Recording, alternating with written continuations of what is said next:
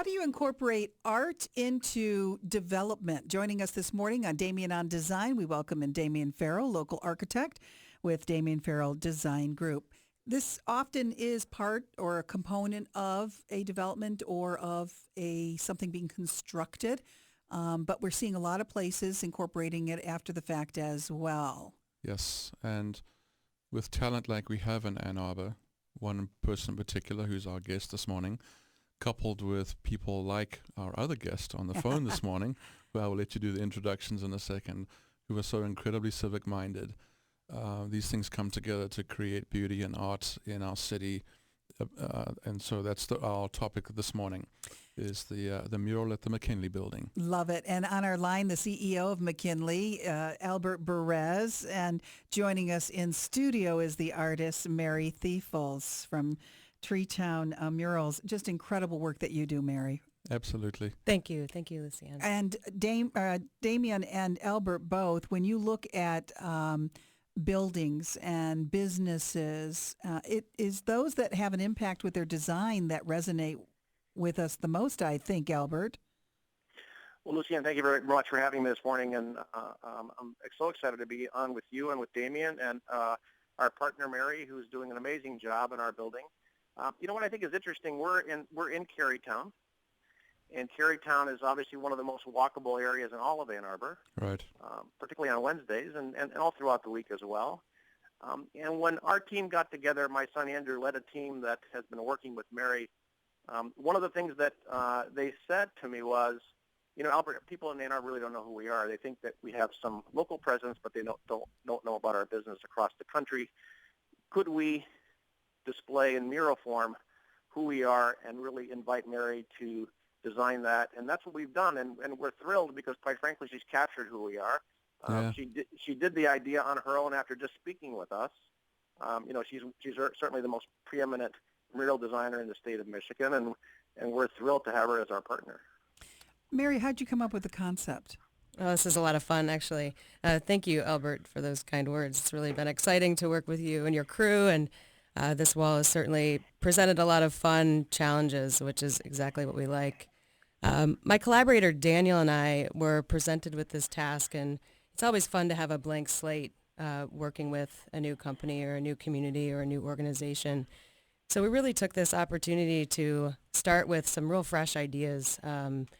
We were given sort of an opportunity to present from our creative backgrounds what we wanted to see as well. So it was very much a collaboration from the beginning with McKinley. So kind of old school style, Daniel and I went to the Ann Arbor District Library, and we sat in that library for about 6 hours with stacks of art and architecture books. And how cool was it just to kind of glean from a history of art and architecture, where do we want to start with this? What do we want this to look like? What have other people throughout history done to really present a partnership or a community vision? And so we had a lot of fun with that, and we decided to come up with something a little more playful, something that could be dynamically viewed from multiple angles in the city, right? So when you walk up on it, when you drive by it, when you see it from afar, blocks away, you get a different experience of the mural. And even when you're standing in front of it, you kind of get lost in it. We decided to do multiple perspectives. So there's sort of this fictitious, almost comic book kind of way of looking at the mural, from right up on it to, like I said, multiple views from around the city. Well, it's got this kind of Maurice Escher feel to it, where, and it did. We were there this morning, and we thought we'd just go spend a few minutes in front of it before the show. And you stand in front of it, and your eye does get pulled in all these different directions as you look down one perspective line, and then suddenly the perspective is broken and it goes in a different direction. And then all of these details. We picked out the giant cardinal, which is yet to be painted down at the street level. But it's wonderful because when you stand back and look at it, you get it. You get the buildings and you get the perspective and all this dynamic stuff. And then as you get in close, is all the detail.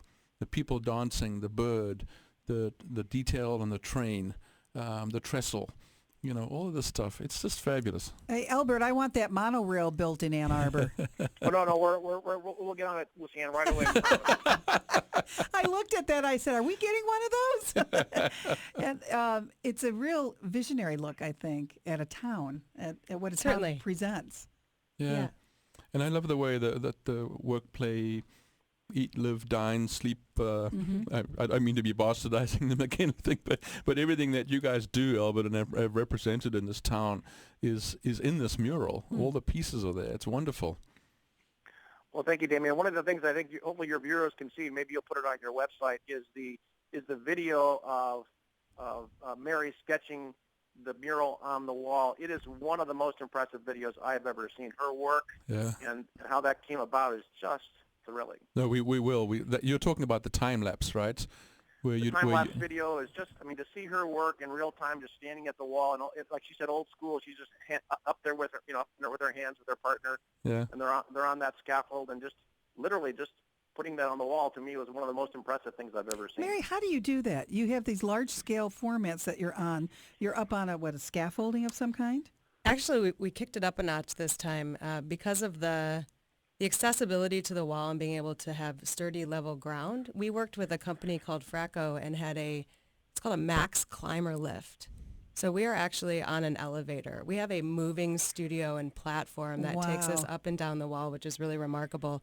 So we'd use that to our advantage when we projected the mural image onto the wall. So there's a number of different ways you can transfer the image, and projection is definitely a lot of fun. So we talked with Eli at the Ann Arbor District Library. We said, hey, Eli, how do we get a hold of that wonderful projector you have that you used at Full Moon and Festivals? And, I've got a couple of tech friends that are willing to kind of help us, use the projector and get and do the right sort of transfer of this image. And so the library was very accommodating and excited about the project. And so thank you to them. Tom Bray and Martin Thoburn, great friends of mine, and just really smart tech folks. We set up a scaffolding about 60 feet away from the wall on an angle, and we took a time lapse of that evening. So from 8 p.m. until 3 in the morning, we were able to project the image and also use a projection mapping program so that 4 squares of the image actually fit onto that full wall.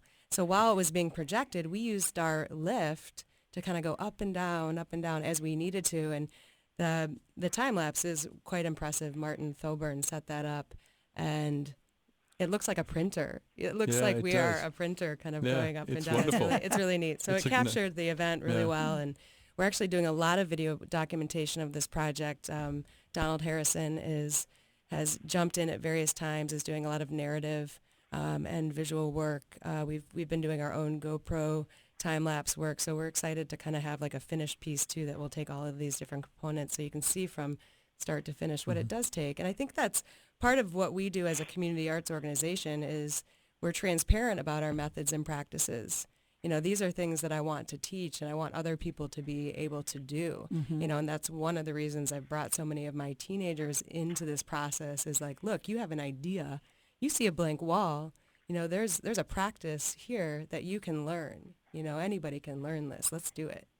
Mary Thiefels with us, and on the phone, Albert Berriz. Albert is the CEO of McKinley, and Mary is with Treetown Murals. She's also the visual arts coordinator at the Neutral Zone. You just mentioned those teens that you work with on a regular basis, and your work is seen all over this town. How did it all begin for you? Well, I grew up in Ann Arbor, graduated from Pioneer and Community, and had an insatiable appetite for creativity and art and doing things, especially the large-scale work that was just not in a gallery or in a studio. I really was drawn to street art. And I did begin doing some murals underneath our Ann Arbor Railroad underpasses at a young age, and from that received my first commission from Peter Allen and Associates, and that's where you see on Main Street that underpass that was painted in 2001.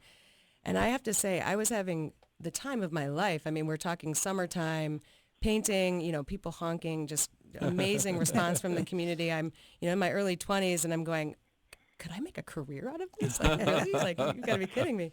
So it really just, it started there, and it hasn't stopped. It's just every project is unique. Every project is challenging and different, and honestly, this is the largest wall we've ever worked on. Really? This is, to date, the biggest Treetown Murals project. Albert, do you envision incorporating something like this in other McKinley properties? Well, we actually do. We're actually talking to Mary already about doing a project on Liberty, and we are actually. I think Mary has another important role.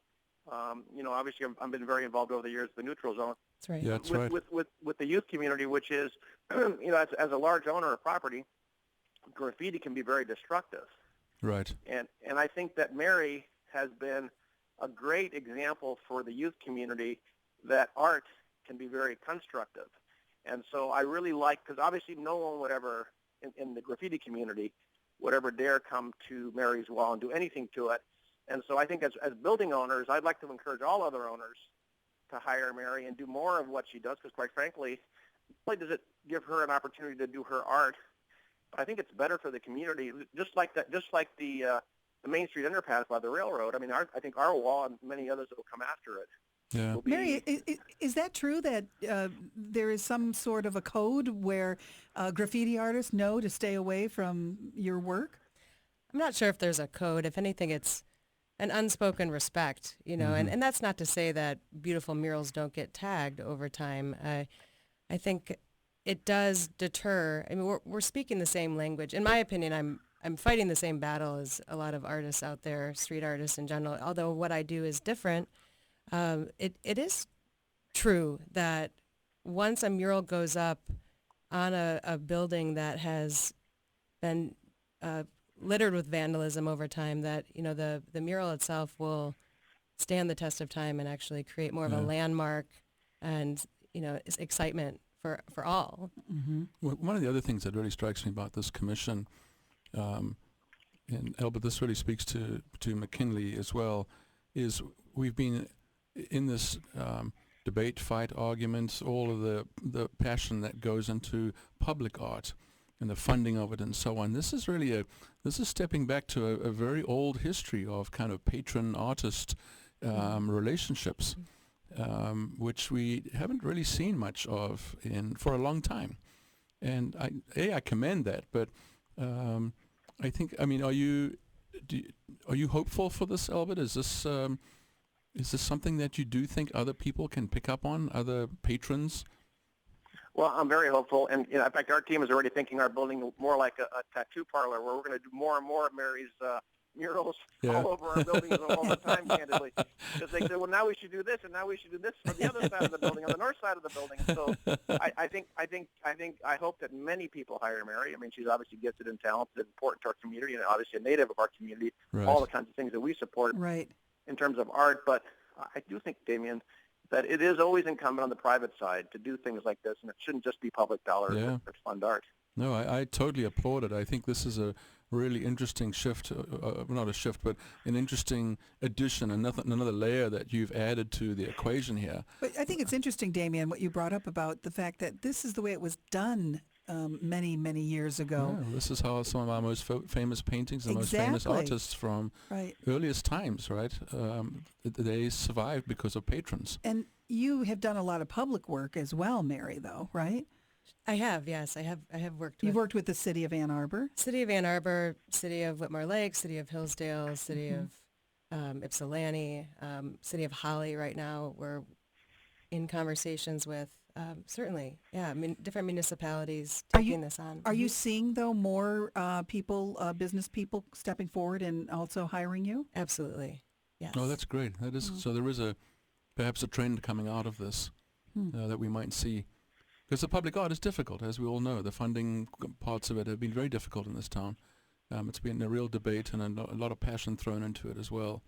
Now, from your perspective, Damian, an architect, is this something that you, as an architect, and you design a building, would consider before you make the design, or you don't mind your design having a mural on it afterwards, or how? Oh no, I would absolutely welcome. I wish I had the opportunity to do more civic, more public buildings. It's just been where I've ended up with in my career. But I think the ability to work with artists in both internally and externally on your building, I would just grab at that in the fastest way possible to integrate that in from the very beginning. It's the way we design entrances and lobbies and foyers and things like that, to not just end it at building materials and paint colors, but to take it to the next step and get people involved in either commissioned pieces, whether it's freestanding sculpture, whether it's paintings on walls, murals, or collections that are displayed. No, we've got to just keep pushing to do exactly what Albert's doing.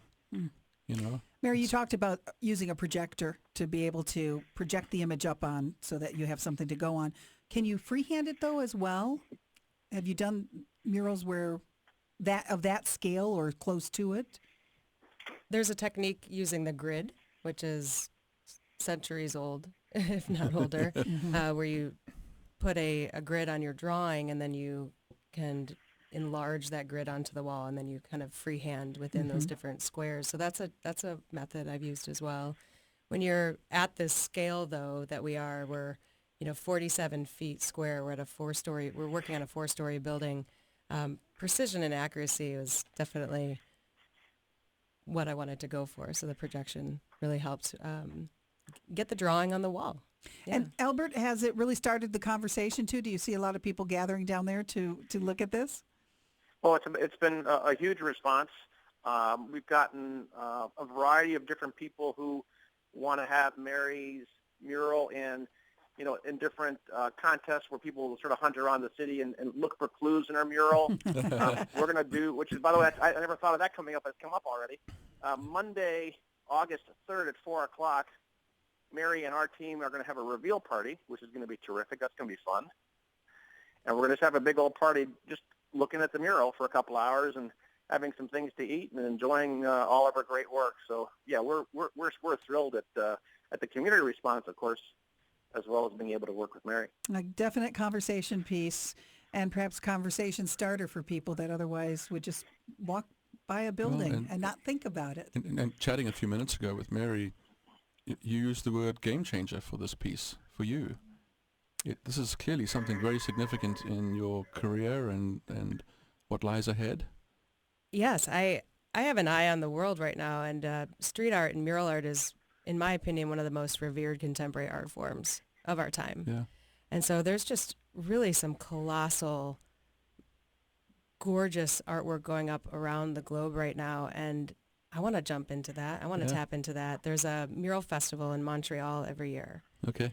2016, I want Treetown Murals there. And it's a project like this, and working with McKinley and Albert, that is showing our capability to work on such a large scale, and also to design something and to stick true to the design. I mean, really, what we put on paper and what Daniel was able to do in digitally paint and Photoshop is almost identical to what you'll see on the wall. I mean, we really have this process down. Yeah. And in 3 weeks' time, we will have begun and finished, this 4-story mural. So it's the time, the scale, the efficiency, the quality of design that will definitely put us into a global mural art playing field. How long do they last? It's hard to say. They can last quite a long time. I think with the proper care and prep to the wall, is very important. And we've done that with this project. We've really, every detail along the way has been thought through. Yeah. So a very long time. So you make sure it can withstand the elements. Absolutely. The sun is your worst. Sun and water. And this is a south wall. Yeah. But we're very hopeful for this project to remain within the public trust for a long, long time. Well, your work is just beautiful. You just do a lovely job. Give everyone an idea, because they've seen your work and might not realize it's you around town, of some of the other pieces you've done, Mary. Sure. So on Liberty Street near the Ann Arbor Arts Center in the alley, there's some giant portraits, and those are soldiers of. It was a project with Michigan Peace Works that I did in 2011, where we highlighted men and women that have served from the state of Michigan, and we kind of, I was able to meet a lot of the faces that are there and collect their stories. So we created kind of a dialogue with them about their experience, and then put their faces up so people could kind of see who these people actually are. So that's one I'm very proud of. There was another fun piece that we did in collaboration with Omari Rush, and on the would be in the State Street neighborhood on the building that has the new Knights downtown. So across from the Michigan Theater is a really neat piece. It's shapes that turn into hot air balloons. And what's unique about this painting is it was painted in one day by 50 people. So we set it up to be like a paint by number where Daniel and I designed the piece. We worked with the building owners, and this was a wall that was heavily tagged, and the building owner was spending lots of dollars to repaint and this and that. And so we collaborated with Omari and the DDA actually, and captured some funding from some private donors. And so in a 3-day project, Ann Arbor now has a new piece, which actually the colors complement the David's Books mural, which is, so iconic in Ann Arbor. So now we have a little kind of L-shaped public art area with the ants going down. And those are two really neat pieces. And of course, the underpasses now are ever changing. Now that we have permission from the Ann Arbor Railroad, I'm able to hand out permits to young people that have a solid design and want to jump in on that public art opportunity. So we're seeing a lot of new pieces pop up. That's wonderful. Gosh, it's just amazing to see the transformation this town has because of Mary Thiefels and her crew, and people like Albert Berriz, who head up companies like McKinley, who embrace this. Yeah. And Albert, you mentioned your son, who also works at McKinley, brought this to you. Is that correct? He did. He met with Mary, and they developed the idea along with our team, and they thought that Mary's work in a mural was really the only way we could express to the community who we were, and so here we go. I love it. Are there any pieces of you in that, Albert, in some way? I don't know. You'll have to ask Mary. It's not too late. It's not too late, Albert. It was just kind of fun. Daniel and I designed 2 directions for the mural, and the one that you see on the wall is clearly the one that was chosen. But it was kind of a neat presentation when I went up into, actually I would think it was your office, Albert, you were out of town, and sort of sat everybody down and talked about the design before I unrolled it. And then I was able to unroll the design, and of course we had a great conversation about the 2 different perspectives, the 2 different views, and then at the end, Andrew was like, "Wow, that was better than Mad Men." That was like that presentation was just sweet. Like, let's do that again. So, well, I'm going to give you 3 clues for the next one: wine, pugs, and boats. Oh, wow.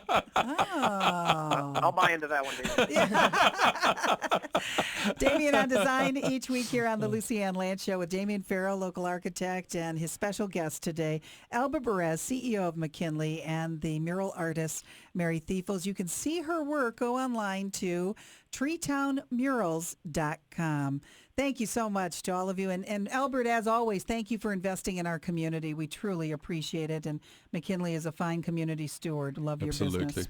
Thank you. And the big party is Monday, August 3rd at 4 p.m., correct? All right. Monday, August 3rd at 4 p.m. 4 p.m. And everyone is invited throughout the entire community. Whoever you are, please come. How do you do a reveal of something that's up there already? We blindfold everybody. If you're in a 4-block radius, you are just blindfolded. Right. Sorry. And then film them for 20 minutes, just bumping into each other, right? Thanks, guys. Great talking with you. Thank you both Some so really much. cool things happening downtown Great stuff. Ann Arbor. You're listening to Ann Arbor's Talk Station, 1290 WLBY.